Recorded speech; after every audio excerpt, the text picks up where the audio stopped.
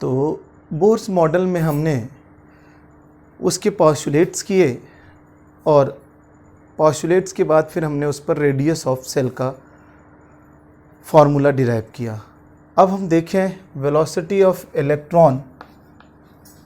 तो velocity of electron अगर हमें निकालना है तो हमारे पास दो ही फार्मूले होते हैं, mvr इक्वल टू NH/2π जो हमने एंगुलर मोमेंटम पढ़ा है, और दूसरा फार्मूला है mv²/r इक्वल टू kZe²/r²।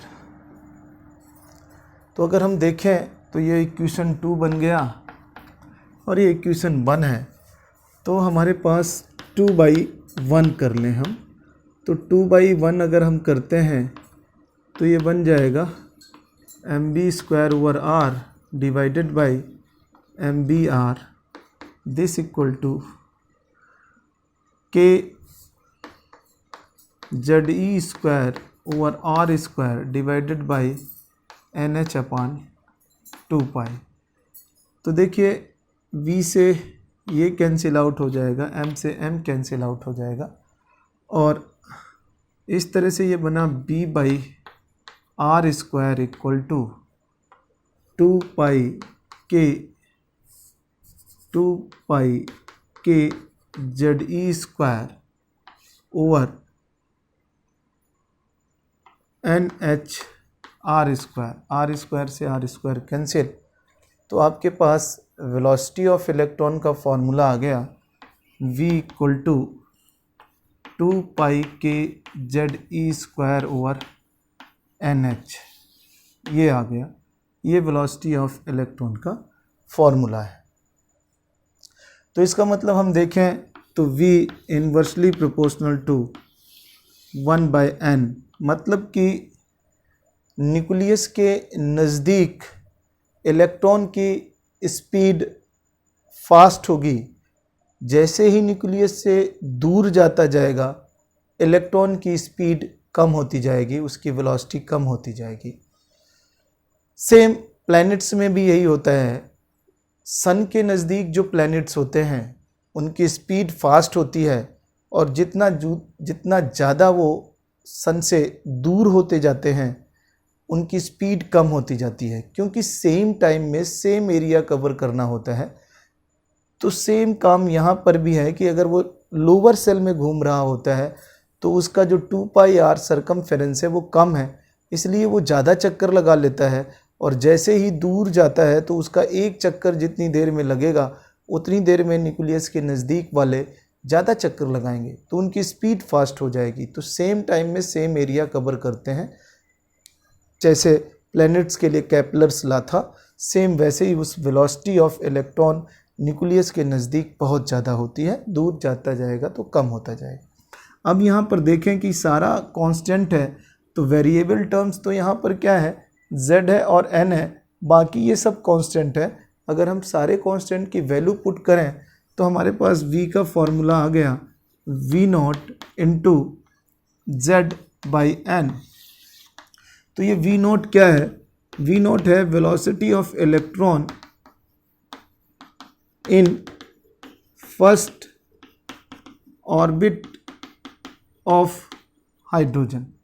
तो अगर हाइड्रोजन के लिए करेंगे तो फर्स्ट ऑर्बिट n की वैल्यू 1 और हाइड्रोजन के लिए z की वैल्यू 1, तो आपके पास v का फॉर्मूला आ गया 2.19 इंटू 10⁶ मीटर पर सेकेंड।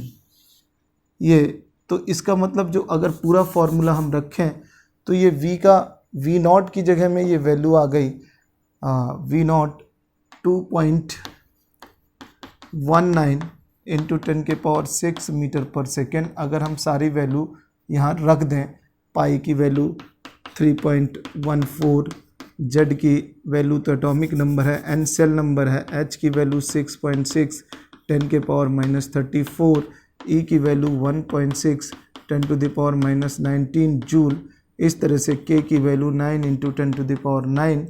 तो यहाँ पर सारे कांस्टेंट की वैल्यू अगर पुट करेंगे तो v0 हमारा ये आ जाएगा, क्योंकि z की वैल्यू हमने 1 रख ली है और n की वैल्यू 1, इसीलिए वेलोसिटी ऑफ इलेक्ट्रॉन का फॉर्मूला बन गया Z/n मीटर पर सेकेंड, ये मीटर पर सेकेंड। ये आपका किसी भी ऑर्बिट में वेलोसिटी ऑफ इलेक्ट्रॉन निकालने का तरीका है।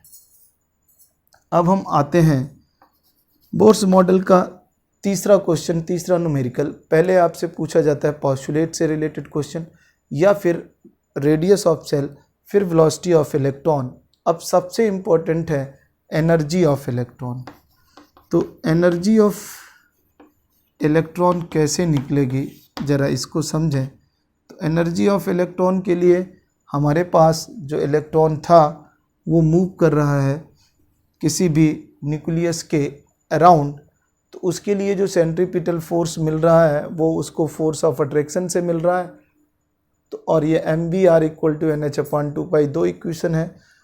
तो हम इस सेंट्रीपिटल फोर्स जो उसको इलेक्ट्रॉन को मिल रहा है, तो अगर हम mv²/r = kZe²/r² की बात करें, तो दोनों तरफ हाफ से मल्टीप्लाई कर दें, तो हाफ mv²/r =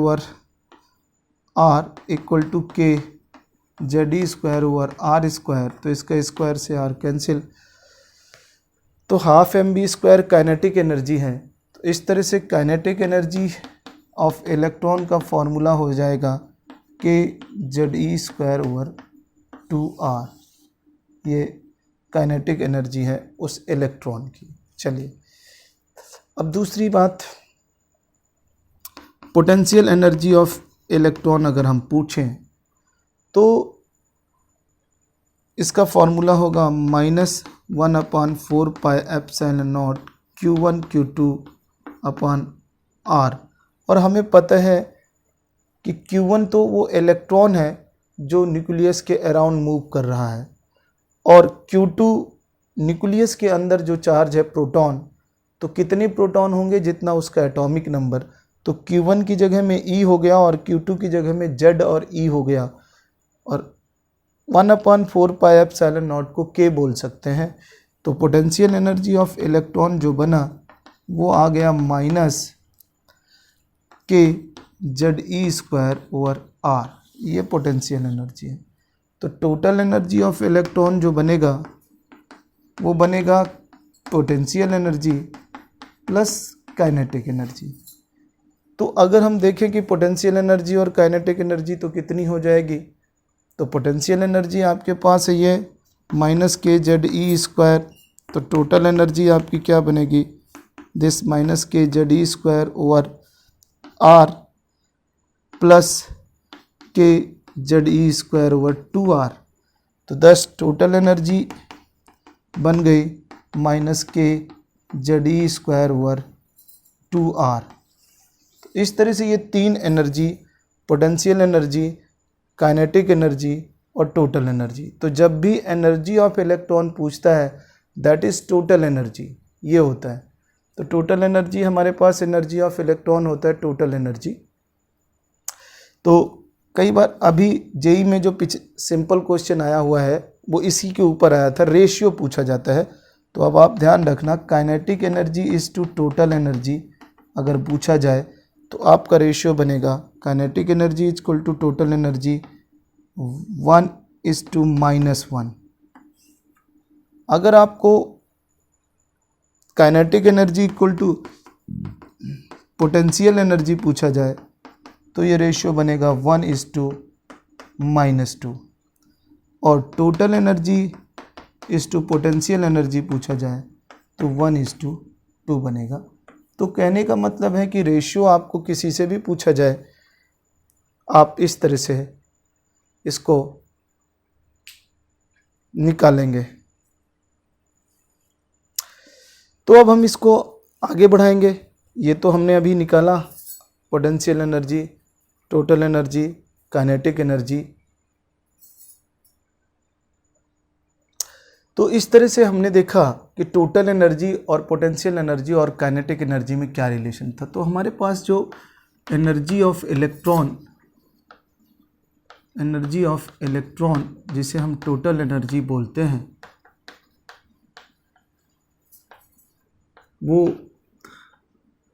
क्या था, E इक्वल टू माइनस के ZE² ओवर 2R। अब यहाँ R का फॉर्मूला पुट करेंगे जो हमने पीछे रेडियस ऑफ सेल के बारे में पीछे देखा था। तो R का फॉर्मूला हमारे पास ये था, R इक्वल टू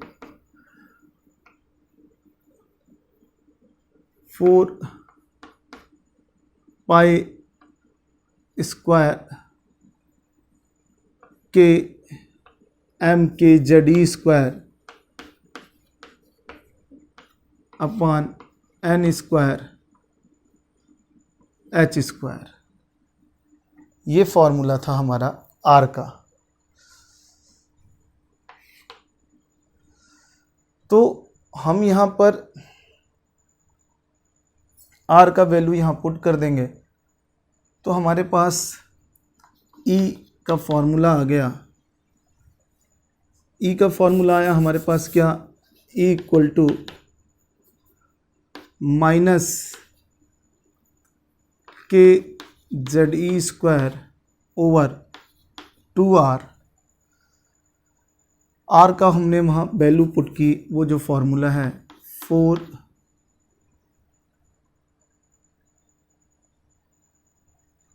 हमने इसको उल्टा लिख दिया, एक सेकेंड। ये R का फॉर्मूला हमने जब पीछे रेडियस ऑफ सेल का फॉर्मूला निकाला था वो क्या था, तो R का फॉर्मूला था आपके पास N² H² upon 4 pi square M के ZE², ये था। तो हम इसको यहाँ R का फॉर्मूला पुट करेंगे तो के ZE² upon 2 N² H² upon 4 pi square M के ZE², ये था। तो अब ये 2 से 2 और ये ऊपर चला जाएगा तो एनर्जी ऑफ इलेक्ट्रॉन का फॉर्मूला आपको आ गया माइनस ये 2 पाई स्क्वायर M के स्क्वायर Z² e⁴ M के square Z² e⁴ upon N² H²। ये एनर्जी ऑफ इलेक्ट्रॉन का फॉर्मूला आ गया। इतना बड़ा फॉर्मूला आपके पास एनर्जी ऑफ इलेक्ट्रॉन का आ गया। इसका मतलब ये है कि ये जो N, तो यहाँ वेरिएबल टर्म्स क्या हैं, वेरिएबल टर्म्स अगर हम देखें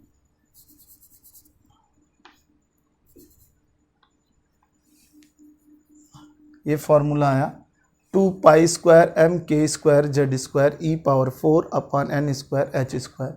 तो यहाँ वेरिएबल टर्म्स N है और वेरिएबल टर्म्स Z है, बाकी के सारे कांस्टेंट हैं। तो अगर हम यहाँ M की वैल्यू रखें तो 9.1 × 10⁻³ kg, K रखें तो 9 × 10⁹ E रखें तो 1.6 10⁻⁻19 और ये पाई हमें पता ही है और H हमें पता ही है दिस। तो अगर हम ये सारी वैल्यू पुट करें तो अगर if n equal to 1, n आपका सेल नंबर है और z इक्वल टू 1, तो अगर n इक्वल टू 1 और z इक्वल टू 1 पुट करें तो E आपका फॉर्मूला आ जाएगा और इसको बोलेंगे E0, energy in ground state of hydrogen, energy in first orbit और ग्राउंड स्टेट ऑफ हाइड्रोजन, वो E0 है और ये बन जाएगा -13.6 EV पर एटम। अगर हम ये सारी वैल्यू पुट कर दें तो ये आंसर शॉर्टकट में आ गया। तो हमारे पास E का फॉर्मूला आ गया -13.6 या सबसे पहले हम बात करें ई का फॉर्मूला आ गया E naught into, E naught है energy in ground state of hydrogen, तो E naught into Z square upon N square. ये तो इसका मतलब क्या हो गया कि energy of electron equal to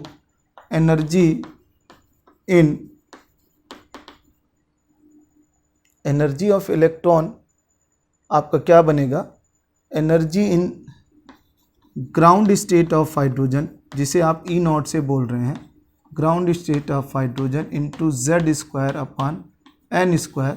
अब जिस यूनिट में आप energy in ground state of hydrogen रखेंगे उसी यूनिट में एनर्जी ऑफ इलेक्ट्रॉन आपका आ जाएगा।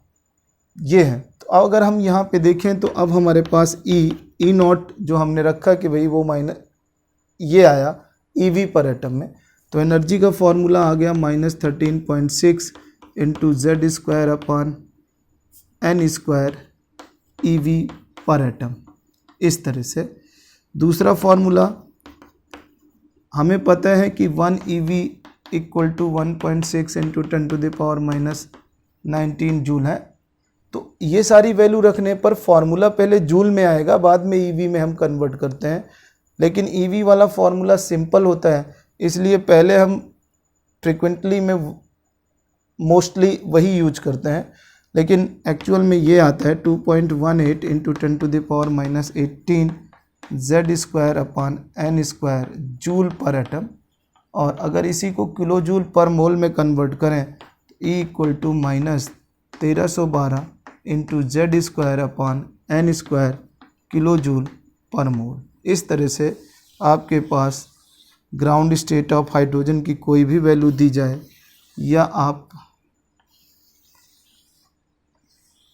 दिस, तो सबसे ज़्यादा आप इस वाले को यूज करते हैं -13.6 into Z square upon N square. तो जेड यहाँ पर क्या है, जेड हम लिख सकते हैं, जेड आपका एटॉमिक नंबर होगा जो भी आप स्पीसीज यूज करेंगे, और एन आपका शेल नंबर होगा। इस तरह से एनर्जी ऑफ इलेक्ट्रॉन हम किसी भी एटम में किसी भी ऑर्बिट के लिए निकाल सकते हैं। लेकिन ये फॉर्मूले जितने भी हैं ये बोहर्स मॉडल है। बोहर्स मॉडल में आपने लिखा है it is applicable for hydrogen like species. तो ये जितने भी न्यूमेरिकल हम रखते हैं या यहाँ पे यूज करते हैं वो हाइड्रोजन लाइक स्पीसीज होती हैं, ये बात ध्यान रखना होता है, तो वही दी जाएंगी आपको। तो यहाँ पर अब हम बात करें कि मान लीजिए कि कोई हाइड्रोजन एटम है, तो हाइड्रोजन एटम है दिस, तो ये पहली सेल है, ये न्यूक्लियस है हाइड्रोजन एटम का दिस, और ये पहली सेल, ये सेकेंड सेल, ये थर्ड सेल, ये फोर्थ सेल, ये फाइव्थ सेल। तो हाइड्रोजन एटम के लिए आपको पता है कि Z1 होता है, तो for hydrogen atom H atom अगर हम एनर्जी लिखें तो -13.6 अपॉन एन स्क्वायर ईवी पर एटम हो सकता है, क्योंकि Z की वैल्यू 1 है। तो अगर हम यहाँ देखें तो फर्स्ट स्टेट को बोलते हैं ग्राउंड स्टेट, ग्राउंड स्टेट, ये बात आप ध्यान रखें।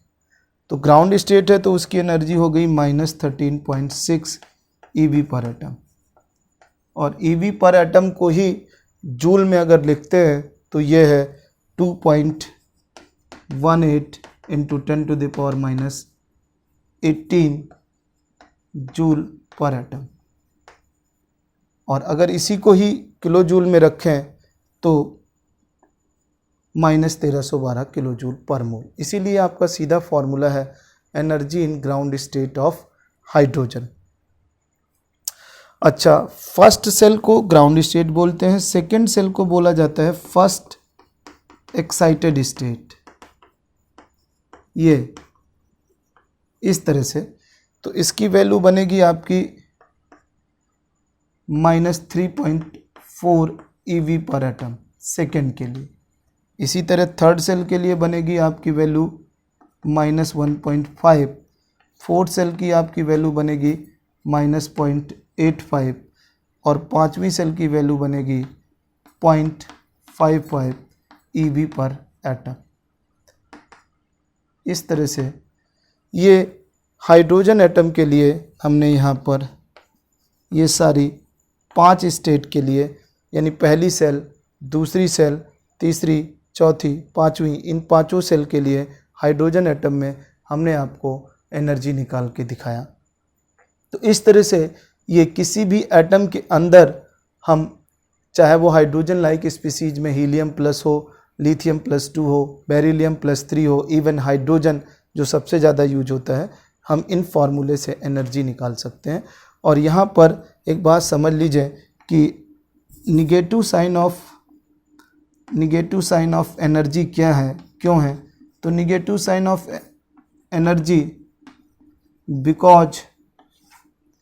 बिकॉज एट इन्फिनिटी एनर्जी 0 होती है, विच इज मैक्सिमम है।